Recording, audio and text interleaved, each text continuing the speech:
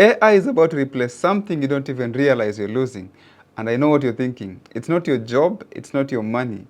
It's your ability to think for yourself. I mean, just think about it. Millions of people over the internet lately are using AI tools and have delegated all their thinking capacities to ChatGPT, Gemini, Casa, and everything without even scrutinizing the results that are coming from those prompts. Most of the cases that you come up and you're prompting for a problem or maybe a solution that you're inquiring, you've not fully put the context. Even you've gone ahead and asked like ChatGPT to prompt for you an idea that you've not fully thought about it, like 360 degrees of everything that you're trying to prompt. That particular AI tool, the large language model like ChatGPT, will bring you a prompt, right? Some of the time is a long prompt. You don't even take time to think and read through that and then maybe make changes. So when you take that prompt and then you put your particular system somewhere and then you're trying to prompt it, like maybe you're generating some images, maybe you're generating some videos for social media,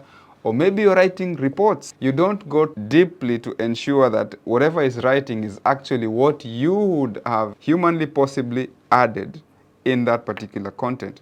It becomes 100% AI generated content without any human being input. That is very scary, by the way. It means that you're actually delegating your intellectual capacity to an AI tool. And that's why people are very scared about their jobs. Coming back to the point number one, right? People are scared about their jobs because it's slowly making you stupid. It's slowly making you delegate your intellectual capacity to a platform that is online and it can be able to write anything that it thinks, and you cannot be able to really, you think that it's more brighter than you, right?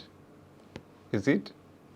You don't have to stop using AI because maybe you're thinking that I'm going to tell you stop using AI. No, I'm not saying you stop using AI. I'm just saying use it precautionally. Use it and add your own human input. That's why, for example, when you're right now, maybe writing, applying for jobs, there are companies nowadays, they've put anti-plagiarism AI tools to detect whether this particular resume or particular application has been AI generated. So if you are applying for a job with an AI generated content, do you think you're presenting yourself or you're applying for that AI?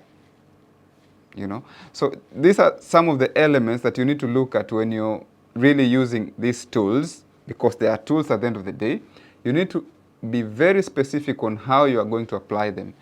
If it is a large language model that you're going to generate certain prompts, also try to add your own human input so that you can get an output that is going to be flexible, that is scalable, that is actually relatable to other people. Otherwise, imagine you went to apply for a job with that cover letter that is 100% generated from ChatGPT or Perplexity, and you went and gave it to this AI tool, and then it applies, you apply the job, and then the CEO, whoever, HR team, they say they are so much impressed with you, your achievements over the years. Yes, your education level is good, your work experience is totally faked from AI, but you got the job, right? Now you've been given that particular task. They're calling you for an interview, one-on-one, right? And they ask you questions, and you're not able to answer those questions. Then who are you really applying that job for? That is one area, and it's very scary when you look at how people are actually using AI without their own mental faculties.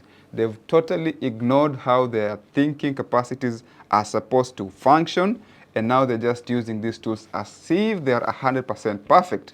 I have used AI tools over the past, I think, 1 year now, and I've fully transitioned to AI, but I've not neglected my thinking capacity. Of course, there are some times where I have, there is that negligence in, it's a human ability on that, but you are able to actually realize that by the time this project you're giving out to a client, you've 90% added your input in it. Even if the AI content is going to be like 80%, but 90% you've actually exhausted your ideas. All your ideas at 90% to the brim, you've already added them into that particular project, so that you know that it's actually going to be representing you as a person. Me as a brand, when I give a certain project to a client that I've already worked on, I have to ensure that I'm able to explain what that project is, right? For example, I've built a system, a CRM system, and I'm giving to a client. I need to be able to understand the needs of this particular client. I don't just need to go to AI and then it generates for me a code base and then I give a client.